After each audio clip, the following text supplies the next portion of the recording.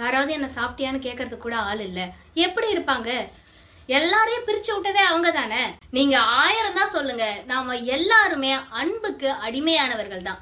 அன்புக்காக ஏங்கும் மனிதர்கள் தான் நம்ம எல்லாருமே. எங்கேயாவது யாராவது சின்னதா ஒரு அன்பு கொடுத்தா கூட அப்படியே நம்ம உருகி போயிடுவோம். அப்படி இருக்கும்போது இங்க நிறைய பேர் உங்களுக்கு என்ன சொல்லி தராங்க?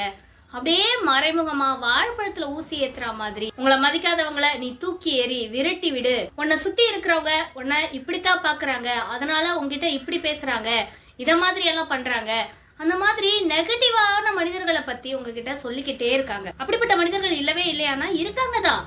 நாம 100 பேர்கிட்ட அன்பா நடந்துக்கும் போது கண்டிப்பா ஒரு 10 பேராது அன்பு இல்லாம நன்றி இல்லாம நடந்துக்கதான் செய்யறாங்க. ஆனா இவங்க மொத்தமா பொதுவா எல்லாரையும் சொல்றதுதான் இங்க பெரிய பாதிப்பை கொடுக்குது. தொடர்ந்து மனிதர்களை பத்தி தப்பு தப்பாவே சொல்லி கொடுத்துட்டு தனிமைதான் சிறந்தது, நீங்க யாருமே வேணாம், தனியா நில்லுங்க அப்படின்னு சொல்லி கொடுத்துட்டே இருக்காங்க. அப்படியெல்லாம் நம்ம தனியா ஒரு சமூகத்துல வாழ்ந்துடவே முடியாது. அதனால இப்ப மனிதர்கள் எல்லாம் எப்படி இருக்காங்க? அப்படியே புதுசா ஒரு பழக்கத்தை உருவாக்குறாங்க ஒருத்தவங்க கிட்ட, அதோட என்ன காரணம்னே சொல்லாம அப்படியே கட் பண்ணிட்டு போயிடுறாங்க. திரும்பி வேற ஒரு சர்க்கிள்ல அந்த மாதிரி போய் மிங்கிளாக ட்ரை பண்றாங்க.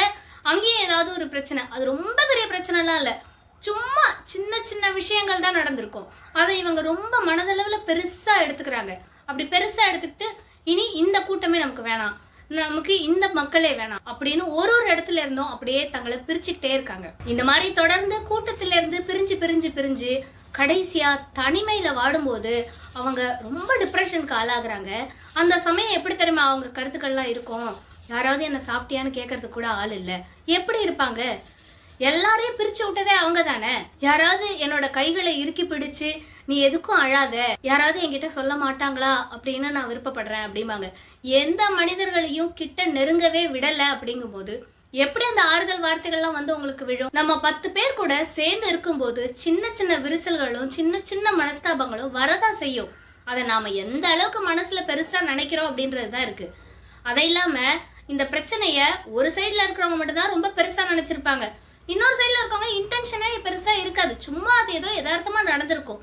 யதார்த்தமா நடந்த ஒரு விஷயத்த இவங்களாதான் ரொம்ப பெருசு பண்ணி யோசிப்பாங்க. கஷ்டமோ நஷ்டமோ மனிதர்களோட சேர்ந்து வாழ பழகிறது தான் ஒரு நல்ல வாழ்க்கைக்கான அடையாளம்.